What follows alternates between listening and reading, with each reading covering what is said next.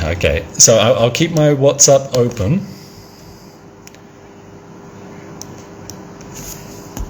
So I can see if you send me a message. So I want to go live with Kitty Care Center. Here we go.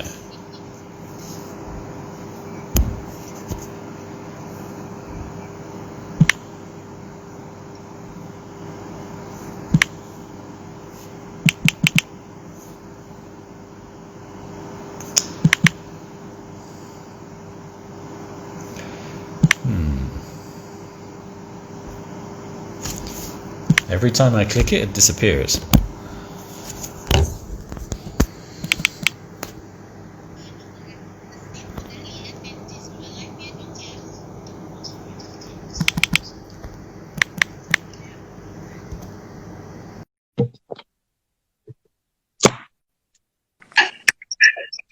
Okay. Dari kamu, Bu Natali.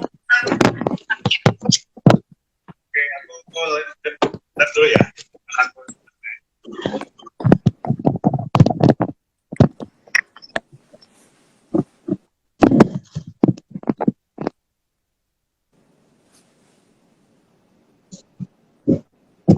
I have some guests already, up to 7 to 8 people.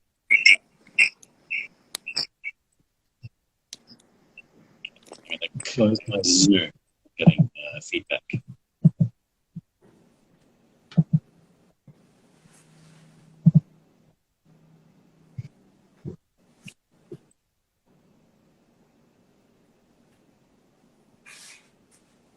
So I think Pat, we will have to finish exactly at around 4:25 because we have a 1 hour limit on the window before it closes. Okay.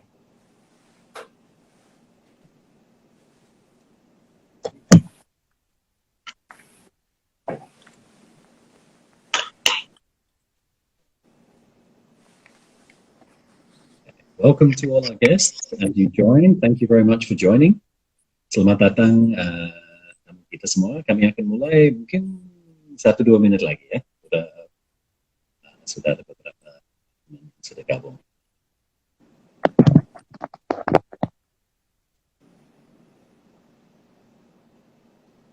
Halo Bu Natalia. Siapa?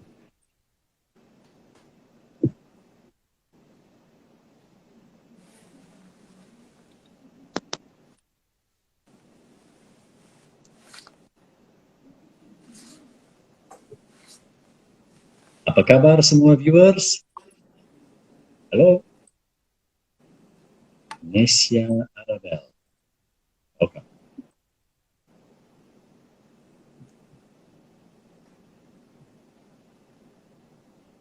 Shalin, hi, welcome. Hi Bu Natalia. Halo Bu Ivana. Welcome.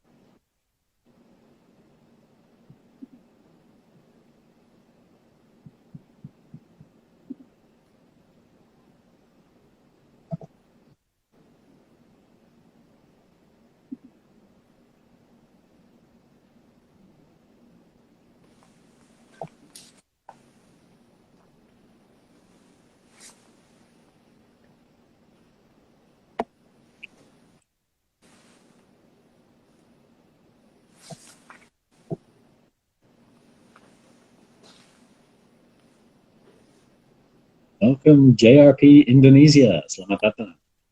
Butterfly Stationery, selamat datang. Patio, welcome.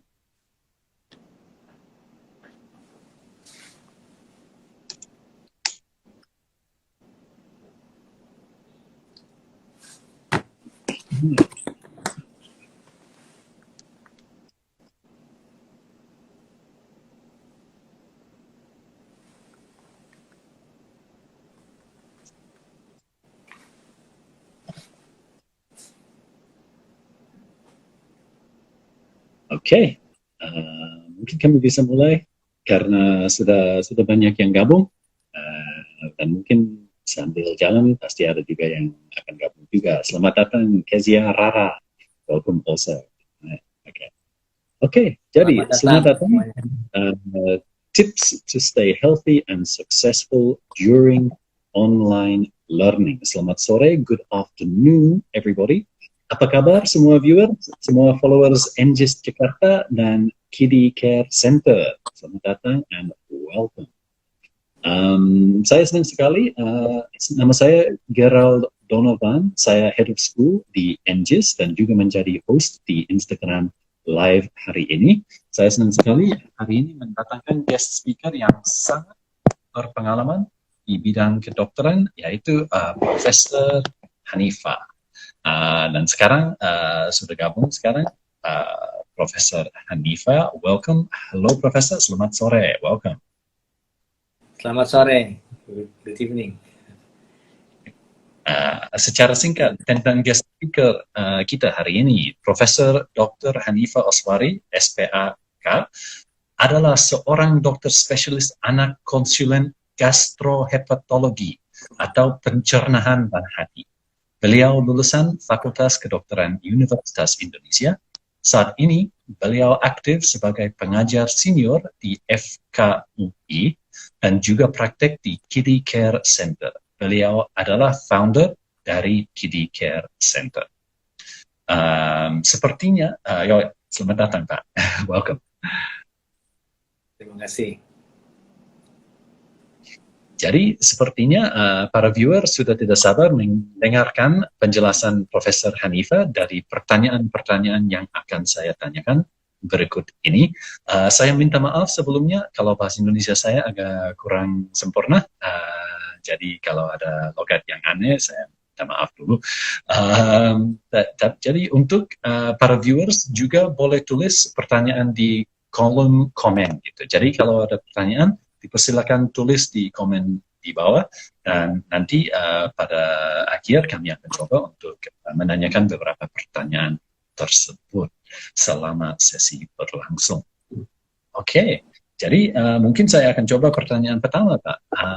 Pertanyaan saya adalah bagaimana Kiddie Care menerapkan protokol kesehatan mengenai COVID-19 selama ini? Apakah ini diterapkan ke semua tenaga medis, staf admin, tenaga keamanan, dan kebersihan? Apa saja protokolnya pada saat direkomendasikan? Baik, terima kasih Mr. G. Memang sejak awal pandemi dari bulan Maret itu kami sudah bersiap-siap. Waktu mendengar ada kabar masih di luar negeri, kami sudah bersiap-siap. Yang dilakukan adalah melindungi seluruh pegawai kami, staf kami, termasuk dokter, sampai dengan seluruhnya, ya Pak, apakah dia cleaning service atau dia security, semuanya kami perlakukan sama dengan menggunakan APD. Awal-awalnya kami menggunakan masih masker bedah, dan pasien juga kami minta untuk menggunakan masker bedah bila masuk ke dalam klinik. Tujuannya adalah untuk melindungi seluruhnya. Lalu setelah pandeminya lebih hebat dan masuk ke Indonesia sudah lebih banyak, kami melakukan peningkatan, yaitu dengan memberikan masker N95 untuk seluruh staf dokter dan juga seluruh staf yang lain, termasuk juga cleaning service dan security, dan juga menggunakan APD dan menggunakan shield, ya, face shield, dan pasien juga diminta untuk menggunakan masker bedah sejak dari Maret, dan kami siapkan shoe cover untuk melindungi supaya klinik tidak kotor dan mereka keluar juga bersih. Dan mereka kami minta menunggu di mobil agar tidak terjadi penularan antar pasien dan antar orang gitu. Selain itu kami juga membagi ruangan yang tadinya sebelum pandemi kami membagi dua tipe ruangan, yaitu tipe infeksi dan non-infeksi. Yang non-infeksi kalau dia misalnya mau imunisasi atau penyakit yang tidak menular, dan kalau dia menular pindah ke satu grup yang lain untuk yang tidak menular. Tapi sekarang yang penyakit infeksi ini kami bagi dua, yang demam dan tidak demam. Jadi sudah diatur untuk supaya sejak awal sebelum masuk kami sudah tahu mereka mesti masuk ke ruang yang mana. Ruang tunggu kami tutup, mereka tunggu di mobil, dan itu semua kami lakukan untuk menjaga supaya baik pasien dan kami sendiri tetap sehat. Di samping itu di masa pandemi ini kami membuka servis yang baru yang namanya KIDI Urgent Care. KIDI Urgent Care itu artinya urgent, bukan emergency. Jadi untuk pasien-pasien yang memerlukan servis kami bisa datang kapan saja, malam hari pun, tengah malam, hari libur kami tetap buka. Jadi mereka bisa datang ke servis kami yang baru dengan standar yang sama. Artinya untuk masuk tetap akan ada protokol dan kami tetap menggunakan protokol sama demi menjaga agar seluruhnya bisa sehat. Itu sangat tertarik Pak tentang masker ya. Saya yakin juga pada saat ini itu pertanyaan yang diutamakan semua orang gitu. Masker yang mana yang paling aman? Karena kita lihat di Facebook, di Instagram, di beberapa situs ada berita tentang masker ini, masker itu lebih baik. Jadi mungkin langsung dari ahlinya, masker yang teraman untuk kami kalau misalnya terpaksa keluar di tempat umum, masker yang mana aja yang direkomendasikan Pak?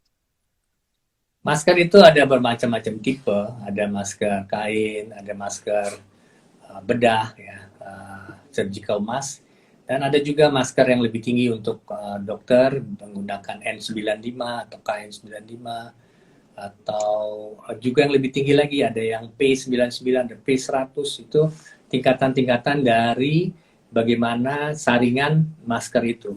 Dan itu bisa kita ketahui dari pori-porinya, pori-pori masker itu seberapa besar, dan kita tahu bahwa virusnya itu hanya 0,125 mikron, sedangkan masker yang paling kecil saja, yang porinya paling kecil N95-nya itu masih 0,2 mikron. Jadi sebetulnya masih bisa masuk, tetapi 95% bisa disaring kalau N95. Kalau masker bedah kira-kira menyaring 80-85%. Jadi tetap ada sekitar 20 atau 15% yang masuk ke dalam. Dan tapi kalau masker kain itu kira-kira perlindungan 30%, jadi 70% tetap masuk. Jadi sebetulnya dengan informasi itu saja kita bisa mengerti kenapa masker yang lebih tinggi itu lebih baik. Ya, tentu semua ada juga masalah penyediaannya. Pada waktu awal masker bedah sangat susah didapatkan. Tetapi sekarang masker bedah mudah sekali didapatkan. Dan bahkan untuk dapat N95 juga tidak terlalu susah mendapatkannya. Tentu yang lebih tinggi itu lebih aman untuk dipakai. Jadi pada awalnya kami direkomendasikan untuk pakai masker kain itu memang karena ada kekurangan masker bedah ya di pasar pada saat itu. Tapi sekarang karena stok lebih banyak itu lebih baik kita pakai masker bedah maupun masker N95 ya. Bukan itu saja, dulu awal-awalnya itu CDC malah waktu awal-awal itu mengatakan orang yang sakit yang pakai masker, orang sehat tidak pakai masker. Nah itu yang kami waktu awal sejak awal tidak setuju. Kalau udah masuk ke dalam ruangan di care itu beresiko untuk sakit, karena itu kami tidak menggunakan itu. Kalau kami memakai itu orang yang untuk vaksinasi justru tidak pakai masker, tapi itu berbahaya buat dia. Karena itu pada akhirnya mereka mengganti dan polisinya berbeda dengan yang sekarang. Jadi karena itu juga sebetulnya kenapa orang masih menggunakan masker kain. Masih nyangkut ya ide itu. Ya. Paling tidak masker kain itu menahan supaya yang dari dalam tidak keluar. Dari luar masuk, tapi dari dalam sebagian juga tidak keluar. Dan mungkin pertanyaan berikutnya Pak, apakah jumlah pasien yang datang lebih meningkat selama pandemik dan bagaimana persentasenya dibandingkan dengan jumlah pasien sebelum pandemik, dan apakah ada penyakit anak-anak yang khusus yang meningkat selama pandemik atau masih sama aja? Jadi sebetulnya dengan adanya anjuran untuk stay at home ya, anak-anak, apalagi orang tuanya tidak membawa itu keluar, kita lihat bahwa efeknya juga bagus. Artinya mereka sakitnya menurun saya kira. Di samping itu juga orang anak-anak itu orang tuanya takut untuk dibawa keluar, sehingga jumlah yang sakit juga menurun. Dalam keadaan seperti ini memang ada penurunan anak-anak yang sakit. Dalam hal ini sebenarnya juga bagus. Tetapi di lain pihak, vaksinasi tetap masih tinggi karena mereka juga menyadari bahwa vaksin itu memang penting.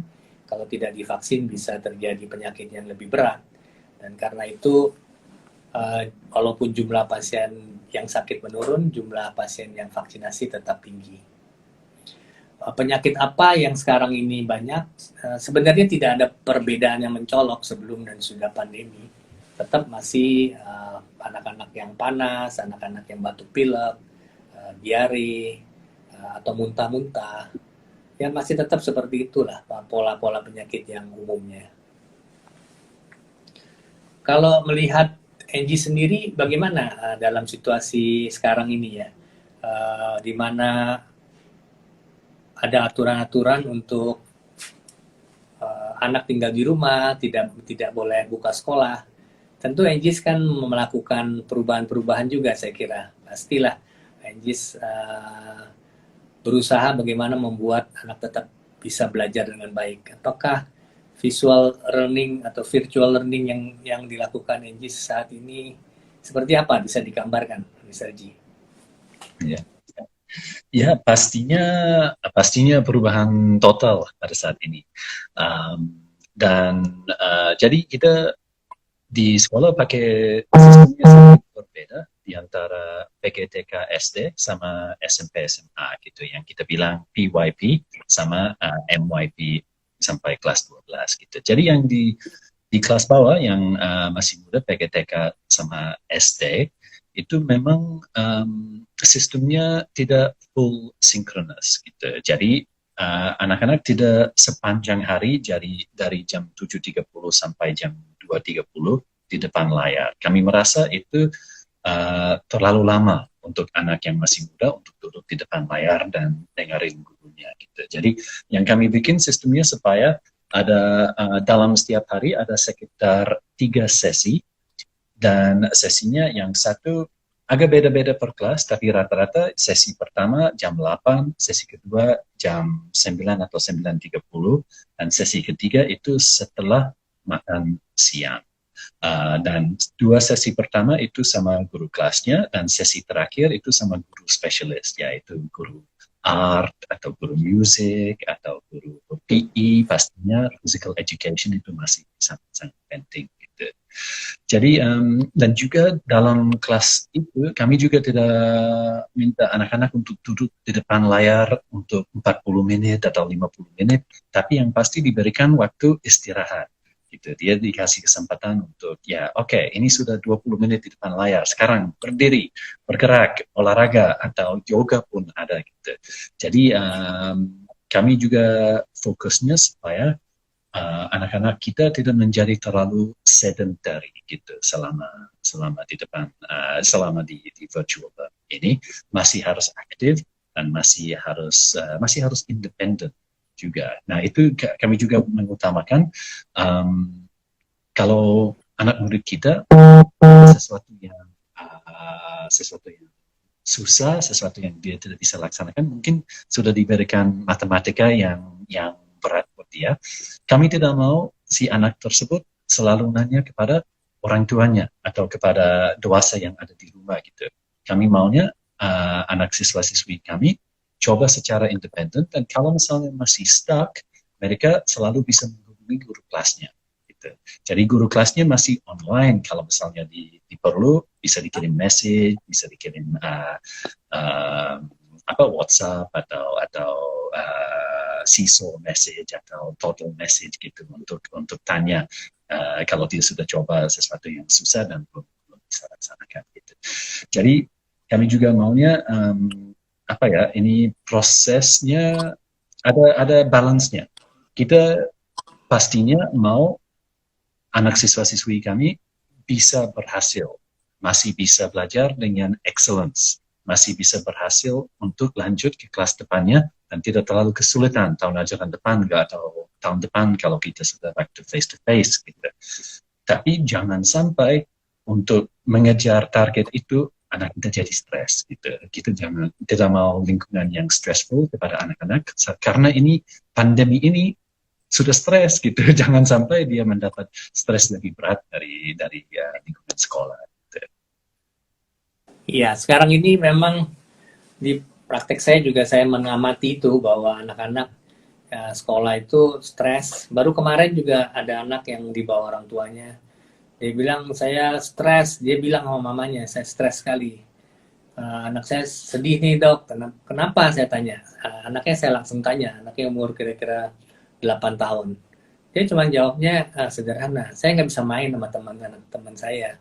Biasanya saya bisa main. Saya mau main katanya sama teman saya. Sekarang teman saya jauh, nggak bisa bermain bersama. Apakah juga Enjis memperhatikan hal ini ya, bahwa anak-anak itu juga stres kalau tidak ada social interaction ya, social interaction.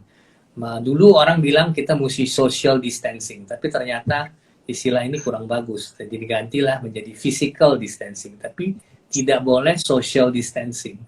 Anak-anak dengan online learning ini bisa terjadi social distancing. Bagaimana Enjis mengatasi hal ini? Betul, betul. Itu pertanyaan yang sangat sangat bagus, Pak. Profesor. Ya ini kami juga dalam kelas kami memberikan bahasa Indonesianya ya, unstructured playtime gitu, unstructured time gitu. Jadi harus ada juga waktu dalam setiap kelas dan dalam setiap hari, waktu yang tidak digunakan untuk ya instruksi dari guru atau filling in assignment gitu, tapi ada juga waktunya yang tanpa struktur gitu, hanya bisa ngomong sama temannya sudah selesai belajar, ada diberikan waktu untuk ya hangout gitu sama teman-teman kelasnya gitu. Itu pastinya lebih sehat kalau punya social time. Kami pun juga kadang-kadang bikin makan bersama gitu, walaupun secara fisik kami tidak bersama gitu, tapi kami bikin waktu bahwa semua anak-anak, contohnya anak-anak kelas 1 dan kelas 2 bisa gabung online, bisa Zoom sambil makan gitu. Makanannya bisa ditunjukin ke temannya, YouTube video kesukaannya bisa ditunjukin ke temannya yang lucu-lucu yang dia pernah lihat gitu, bisa di-share di layarnya. Jadi kita bikin satu grup besar untuk kelas 1 dan kelas 2, terus dipisah ke grup-grup kecil, jadi bisa hangout mungkin sama 4-5 teman yang dekat gitu. Dan itu juga kami lihat itu efeknya cukup positif untuk mental health dan social emotional well-being-nya. Kami juga pastinya di sini ada child psychologist full time di Enjis. Jadi dia juga secara rutin dia check in, dan juga kalau misalnya ada anak murid yang benar-benar mungkin tidak sesemangat biasa gitu kelihatan dari mukanya pada saat di kelas gitu, atau kelihatan tidak sesenang biasanya, itu bisa kami langsung akan di approach sama child psychologist kami untuk untuk menanyakan, maupun secara langsung maupun sama orang tua. Yang penting kami menghadapi dan bahas ini sebelum jadi masalah besar. Lebih baik pada saat baru mulai daripada kalau sudah menjadi pattern yang tidak positif gitu. Ya, saya kira menarik gitu kalau memang bisa dilakukan.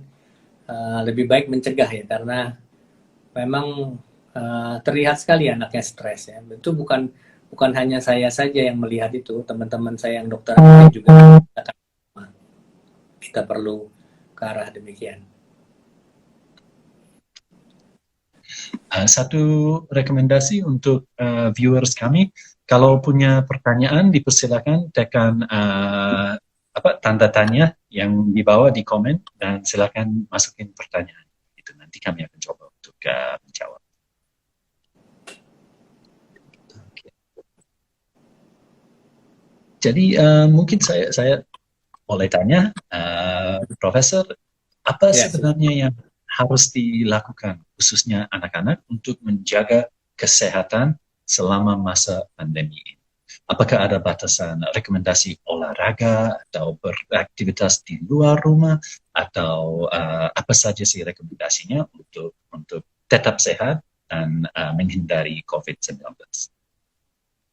Ya, Mr. G. Jadi sebetulnya sejak awal pandemi sudah digembar-gemborkan bahwa yang paling aman itu ya stay at home. Jadi tinggal di rumah itu paling aman lah.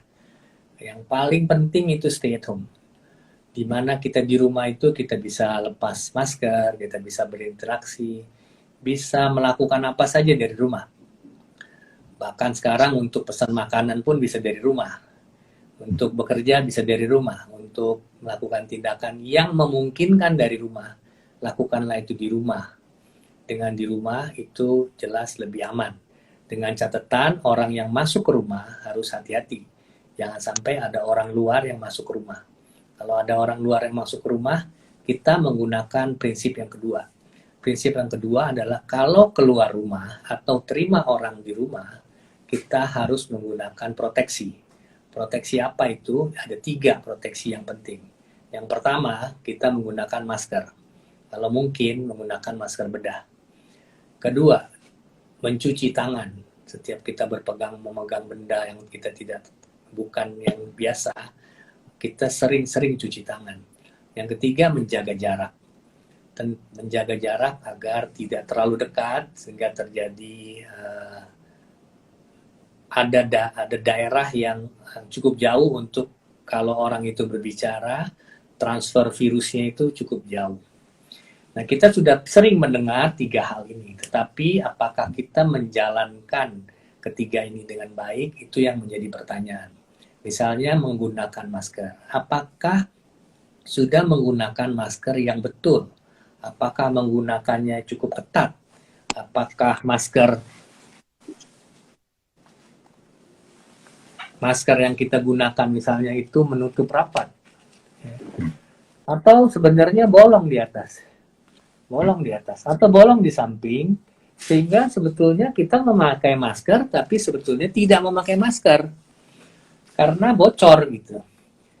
Nah, itu yang mesti diperhatikan. Jangan pada saat memakai masker yang diturun-turunkan. Ada orang supir saya waktu awal-awal pakai masker, tapi kalau dia mau bertanya dia buka maskernya. Itu sebetulnya nggak betul kalau pakai masker seperti itu gitu. Jadi pakai masker yang betul. Kedua, mengenai mencuci tangan. Kalau kita pegang sesuatu, kita mesti cuci tangan. Kalau ada air dan sabun, paling bagus air dan sabun. Kalau tidak ada, kita menggunakan hand sanitizer. Cuci yang betul. Perlu waktu kontak paling sedikit 20 detik untuk bisa betul-betul baik. Kalau tidak demikian, apa yang kita bilang cuci tangan itu hanya bersih, tapi tidak membunuh virusnya. Yang kita mau kan virusnya tidak ada, bukan bersih tangannya. Dan jaga jarak itu penting, dengan demikian virus yang masuk ke kita itu menjadi tidak banyak.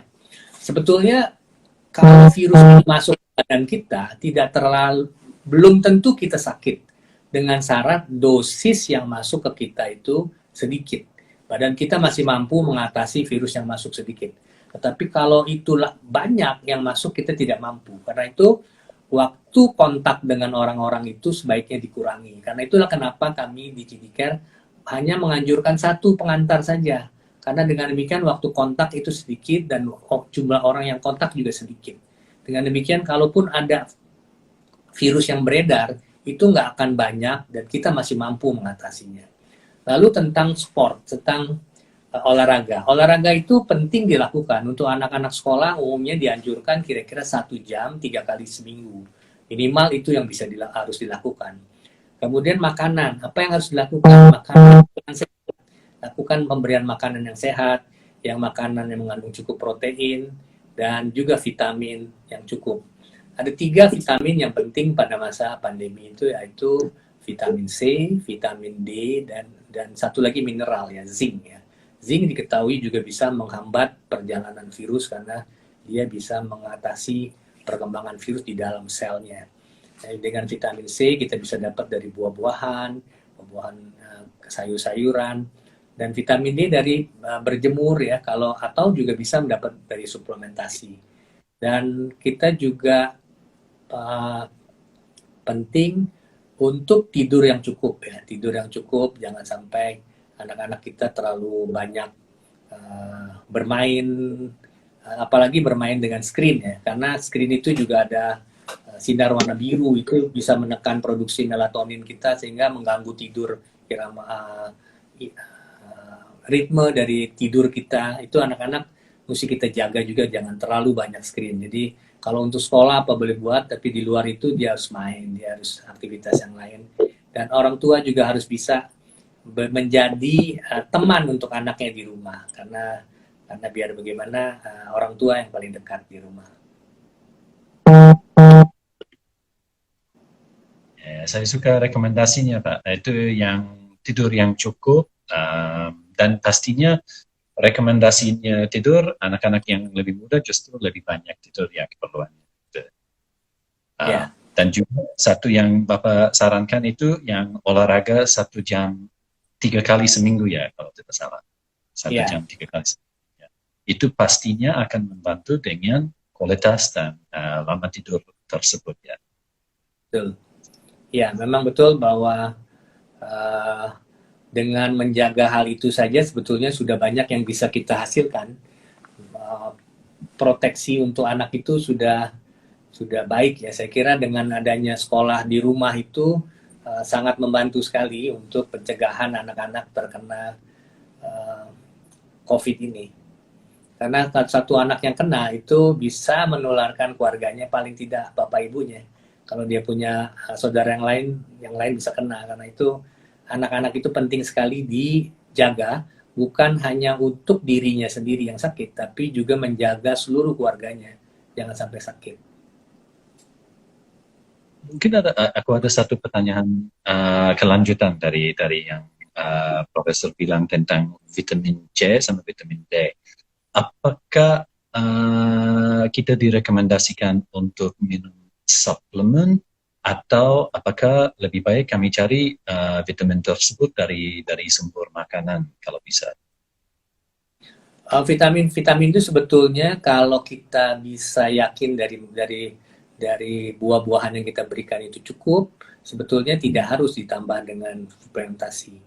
Tapi di mana kita ragu jumlahnya kurang, kita lebih baik menggunakan secara teratur, apalagi di saat pandemi ini mengkonsumsi vitamin C, vitamin D, dan zinc juga baik untuk kita berikan untuk anak-anak kita. Karena kalau meskipun vitamin D itu bisa dapat dari matahari, tapi orang Indonesia itu beda. Kalau di Amerika, di Australia, itu mereka senang terhadap matahari. Kalau kita gampang sekali, Mr. G. Lihat aja kalau ada orang pakai payung di luar negeri, besar kemungkinan itu orang Indonesia. Karena kita takut sekali sama matahari. Dan juga ada perbedaan dari tipe kulitnya juga ya. Contohnya mungkin saya hanya perlu 20-30 menit di matahari udah cukup, tapi contohnya istri saya yang orang Indonesia pastinya perlu lebih lama untuk lebih lama, betul. Betul. Okay. Kita ada beberapa pertanyaan masuk dari yang pertama ini dari Ibu dari Marsi 79. Pertanyaannya permasalahan ini kayaknya untuk NGES ya. Permasalahan apa saja yang meningkat di NGES dalam proses belajar online secara psikologis? Itu pertanyaan yang sangat bagus ya. Yang kalau saya harus bilang mungkin 2 yang kami lihat. Yang pertama itu masalah motivasi. Pastinya tanpa ketemu gurunya secara langsung, ketemunya online. Adapun anak murid yang masih gabung di kelas dari luar negeri, gitu. Jadi dia mungkin di Korea atau Australia, tapi masih gabung atau di US pun dia gabung di kelas dari luar negeri. Jadi pastinya ada sedikit motivasi.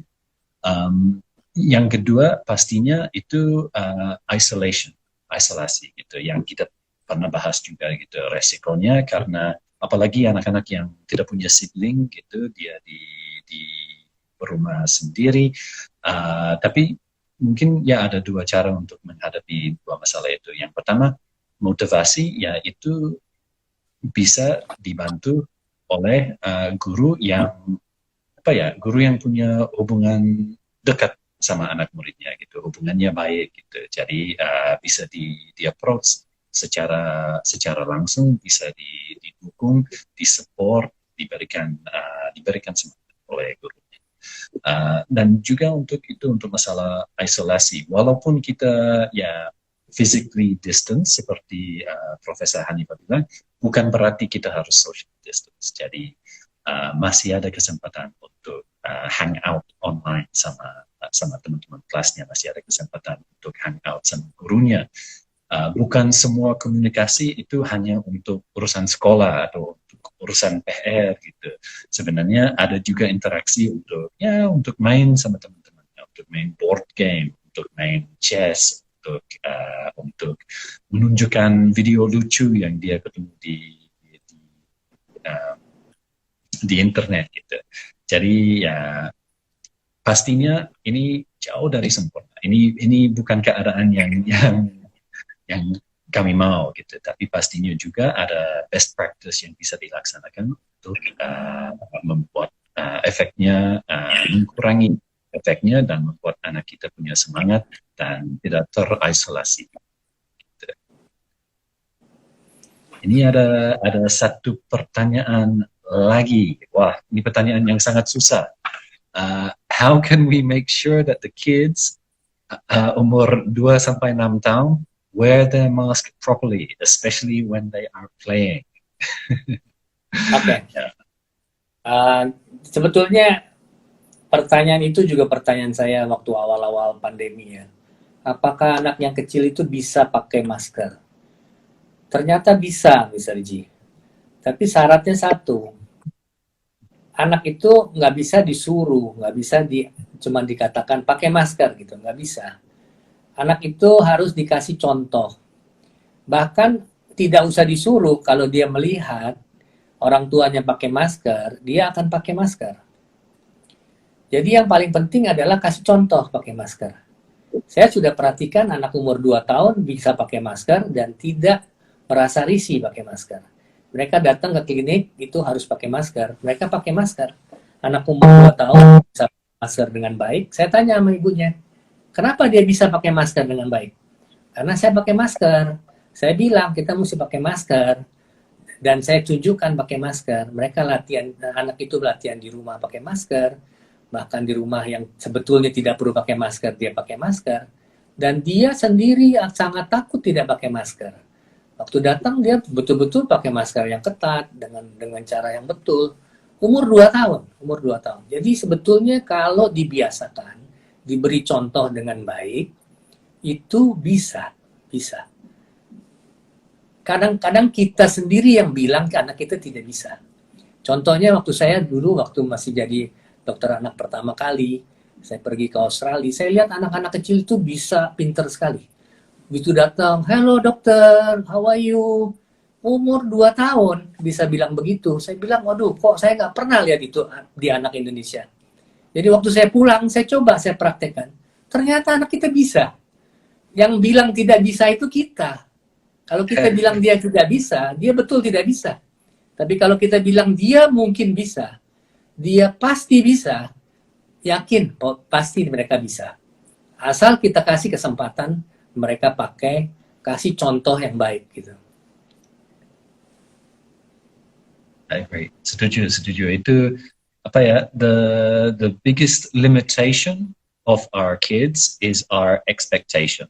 Like you say, yes. if we expect only to be able to achieve this, then they will only achieve this. But if we open that and let them achieve whatever they can do it. Yes, that's true.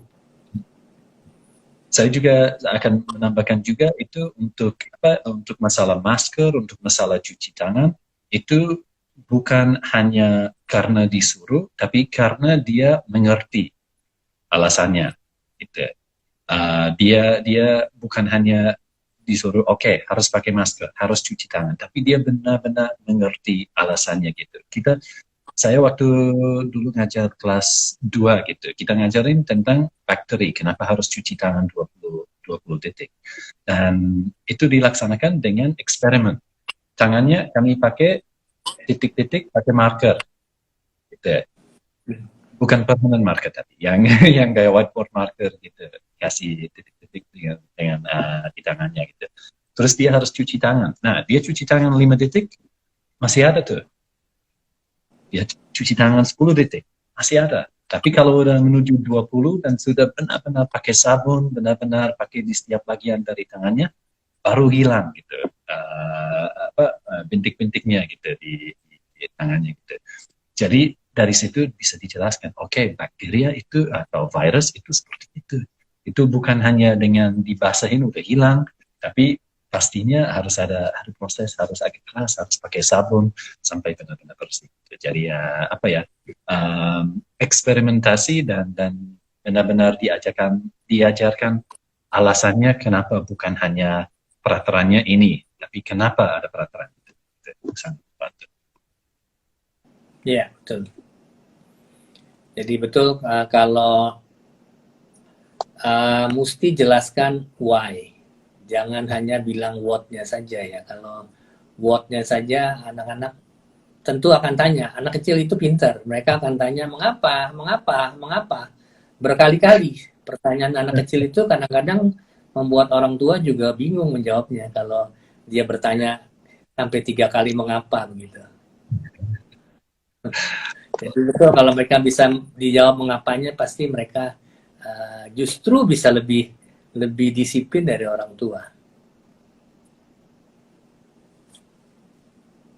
Pertanyaan ini Pak, apakah sebagai guru dan juga orang tua kami harus cemas dengan angka penderita COVID yang terus meningkat? Bagaimana cara agar guru dan orang tua terhindar dari kecemasan yang berlebihan? Ya, selalu. Kalau kita sebagai dokter, saya diajarkan kalau dokter udah cemas, pasti tidak bisa tolong orang. Sebenarnya itu berlaku buat semua orang. Kalau kita udah cemas, kita nggak bisa berpikir dengan betul, kita tidak bisa melakukan tindakan apapun dengan betul. Jadi cemas pasti tidak akan menolong. Tapi takut perlu. Cemas dan takut itu berbeda.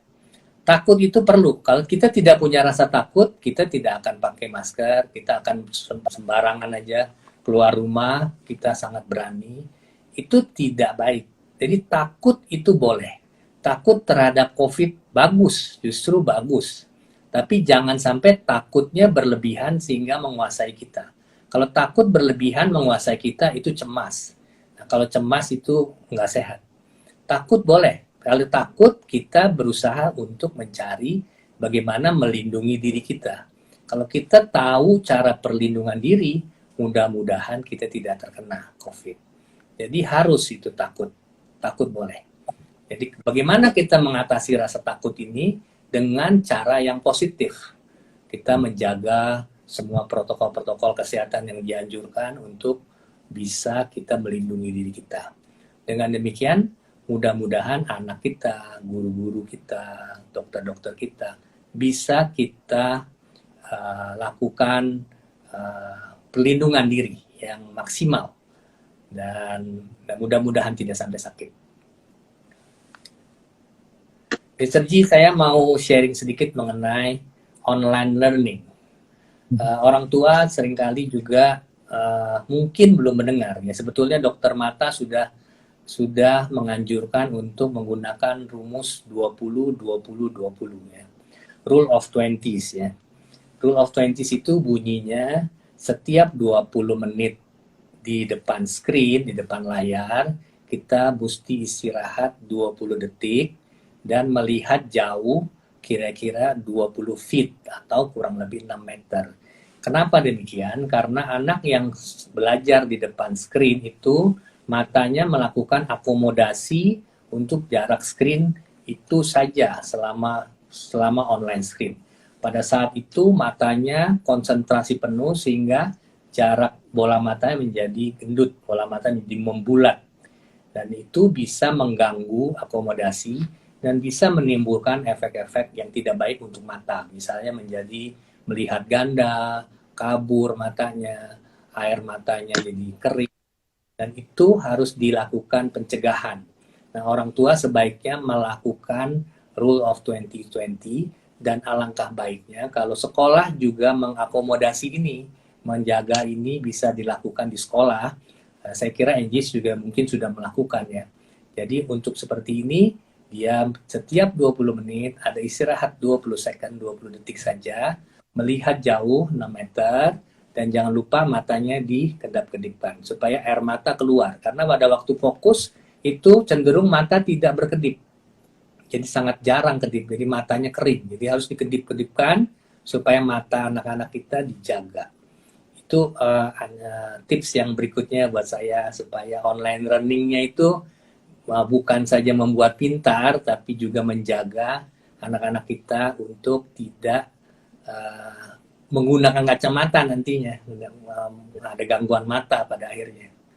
Dan hati-hati kalau menggunakan headphone ya, karena headphone itu, apalagi earphone, kalau itu tekanan dB-nya tinggi, itu bisa menimbulkan ketulian.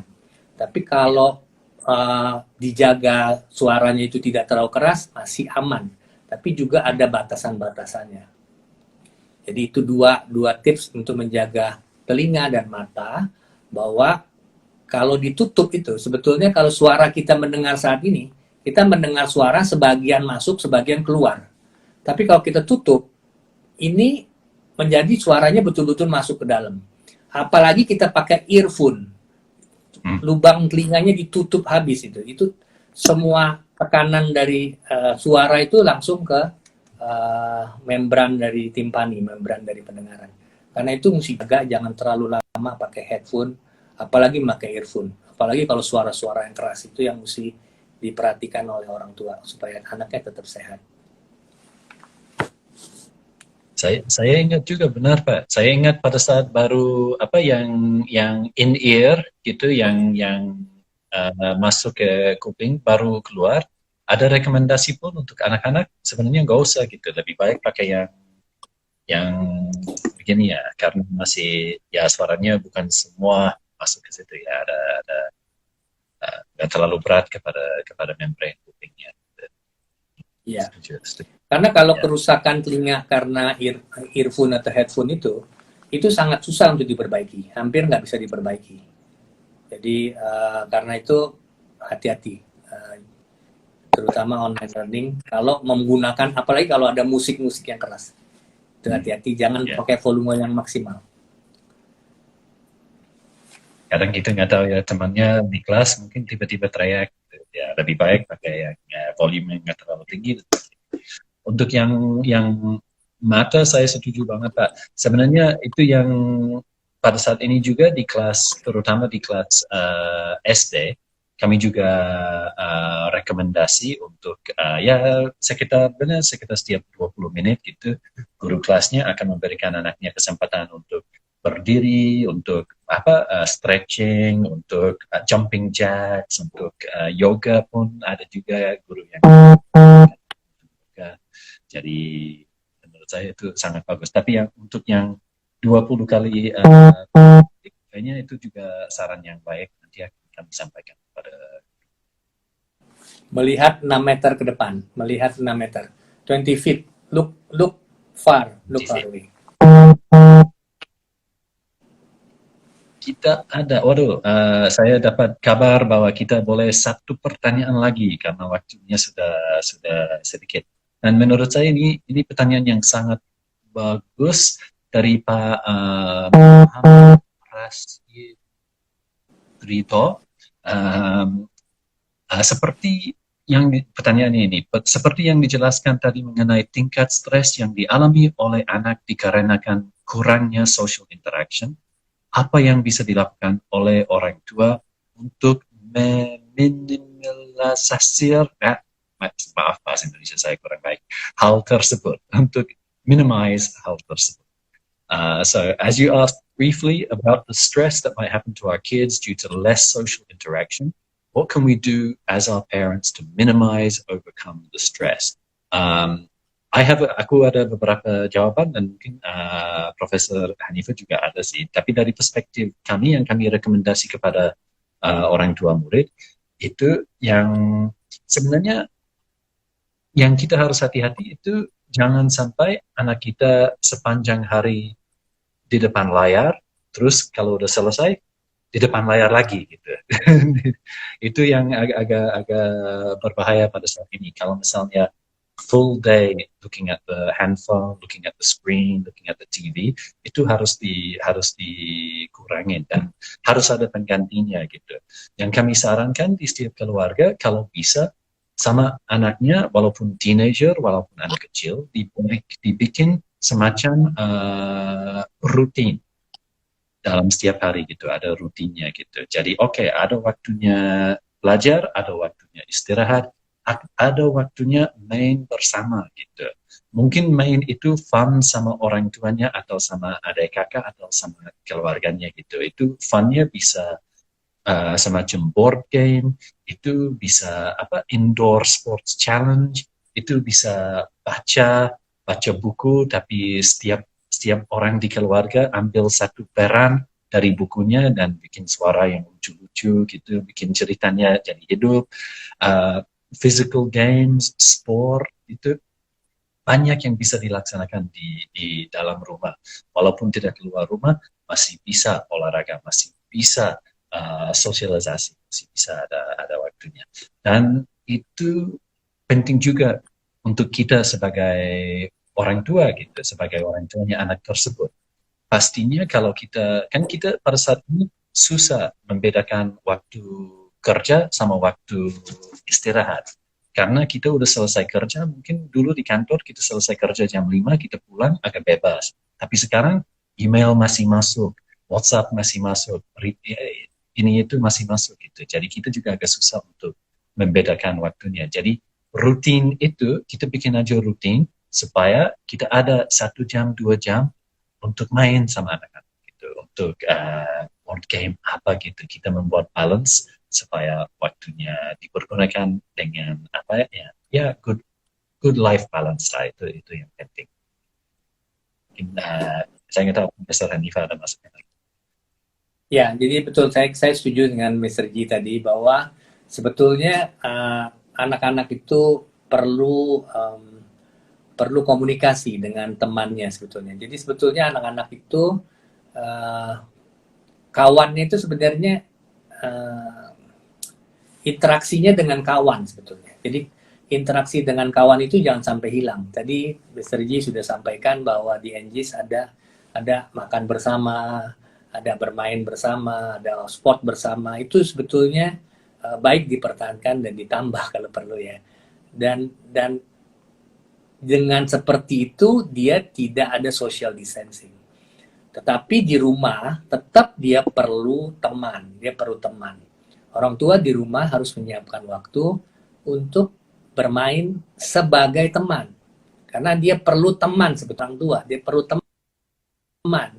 Dia perlu bermain dengan teman. Jadi orang tuanya harus bisa menjadi teman untuk usia anaknya.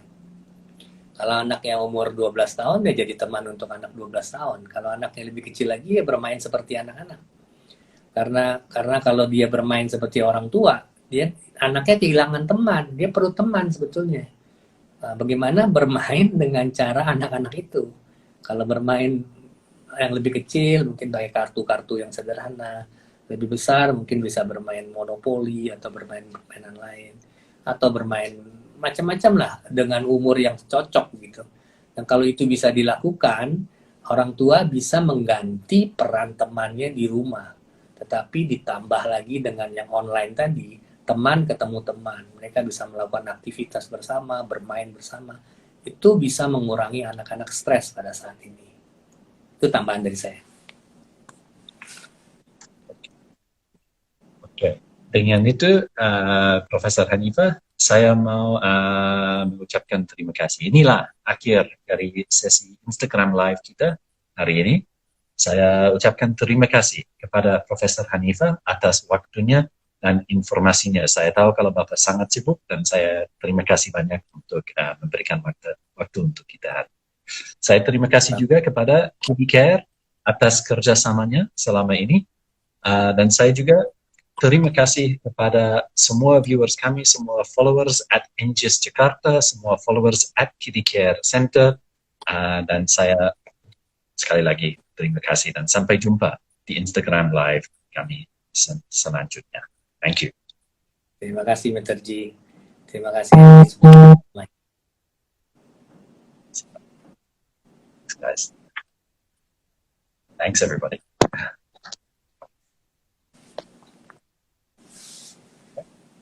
That was great. Thank you, Pak. Kita sampai ketemu.